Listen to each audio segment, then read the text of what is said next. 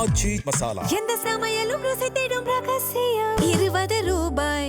எப்பெல்லாம் ஒரு புது பார்ட்டி உள்ள வர்றாங்களோ வரும்போது அந்த மாற்றம் அல்லது மாற்று அப்படின்ற அடிப்படையில அந்த பார்ட்டிக்கே அவங்க மக்கள் வாக்களிக்கிறாங்க.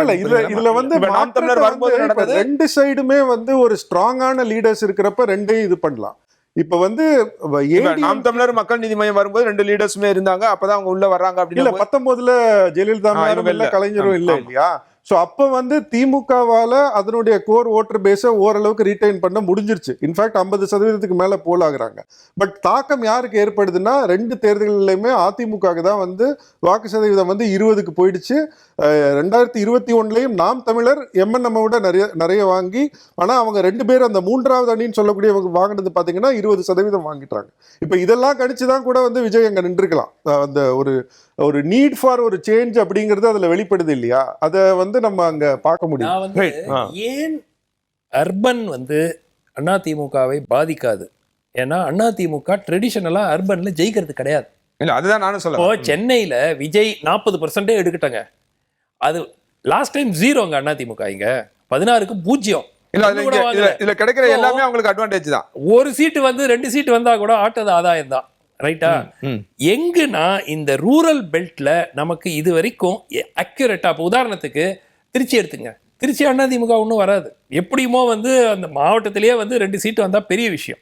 ஸோ அவர்களுக்கு இழப்பதற்கு நகரங்களில் விஜய் எங்கு வாக்கு பெருமளவில் எடுக்கிறாரோ அங்கு அவர்களுக்கு இழப்பதற்கு பெரிதாக ஒன்றும் இல்லை.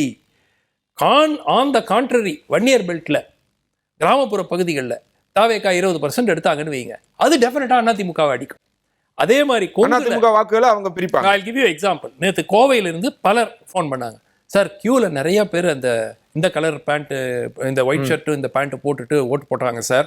அதில் சில பேரெல்லாம் நிறைய பேர் அதிமுகவுக்கு முன்னாடி போட்டவங்க சார். அதிமுக ஓட்டு சூலூர் தொகுதியிலேருந்து சொன்னாங்க, சிங்காநல்லூர் தொகுதியிலேருந்து சொன்னாங்க. ஸோ அது கொங்கு மண்டலம். கொங்கு மண்டலம் தொகுதிகளிலிருந்து நகர்ப்புற பகுதிகளில் தாவேக்கால் அதிமுகவை பாதிக்கிறது. ஆனால் ரூரல் பெல்ட்ல அது பாதிக்குமா? ரெண்டாவது உதாரணத்துக்கு நான் ஒரு கொங்குல நான் எடுக்கிறேன். Salem and Coimbatore 2 district 20 seat. So சேலத்தில் 10 சீட்டு இருக்கு.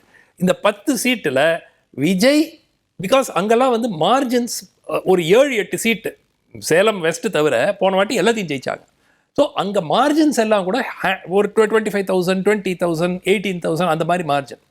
அது எல்லாமே விஜய் எடுத்து திமுகவிலேருந்து ஓட்டே எடுக்கலைன்னா தான் அந்த இடத்துல அவங்க தோப்பாங்க. ஸோ மெயின் இஷ்யூ என்னன்னா, கிராமங்கள், கொங்கு மண்டலத்தில் கிராமங்கள், வன்னியர் பெல்ட்ல கிராமங்கள், தென் தமிழகத்தில் இப்போ ஒரு விஷயம் சிம்பிள் எக்ஸாம்பிள் சொல்கிறேன். பாளையங்கோட்டையில் லோயஸ்ட் ஓட்டர் டர்ன் அவுட் கம்பேரிட்டிவாக லாஸ்ட் 5ல இருக்கு. கிள்ளியூர் லாஸ்ட் 5ல இருக்கு. இப்போ இங்கெல்லாம் வந்து மைனாரிட்டி ஓட்டு ஹெவி. இப்போ நம்ம இது எப்படி புரிஞ்சுக்கிறது? விஜயினால் மைனாரிட்டிஸ் நிறைய பேர் வந்து ஓட்டு பெருசா எந்தூசியாஸ்டிக்கா போடலைன்னு எடுத்துக்கிறதா, திமுக கோர் ஓட்டை தக்க வச்சிருக்காங்கன்னு எடுத்துக்கிறதா, இல்ல போட்ட 69%, 72%லயோ மைனாரிட்டிஸ் வந்து சிலர் வந்து விஜய்க்கு ஓட்டு போட்டு திமுக ஓட்டை குறைச்சிருக்காங்க. பாளையங்கோட்டை எப்படியும் திமுக தான் ஜெயிக்கும், அதுல ஒன்றும் டவுட் கிடையாது. பட் நான் என்ன சொல்றேன்னா, உங்களுக்கு இந்த இன்டர்பிரேஷனும் வந்து நான் ஒன்று சொல்லலாம், நீங்க ஒன்று சொல்லலாம். அது மே 4ஆம் தேதி வரைக்கும் நமக்கு தெரியாது.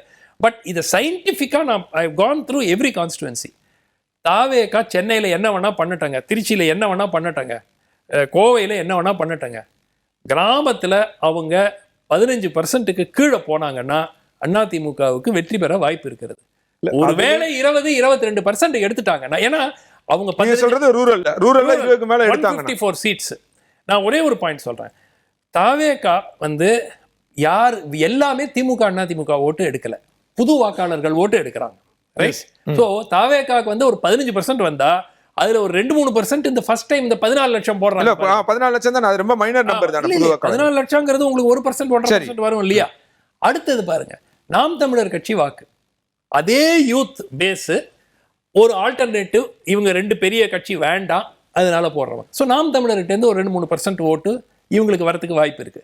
ஸோ விஜய் வந்து 20% எடுத்தாருன்னா அதுல 15-16% தான் அதிமுக ஓட்டு, மற்றதெல்லாம் நாம் தமிழர் மற்றும் அதர்ஸ் ஃபர்ஸ்ட் டைம் ஓட்டர்ஸ்.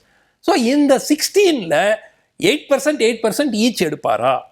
இல்ல 15% அதிமுக எடுத்துட்டு 3% 4% தான் திமுக ஓட்டு எடுப்பாரா? இந்த கால்குலேஷன் தான் பிரச்சனை. அதுவும் கிராமப்புறத்துல. சிட்டில என்ன ஆனாலும் அது வந்து பெரிய இம்பாக்ட். இந்த ஓவரால் ரிசல்ட்டுக்கு அது மாட்டாது.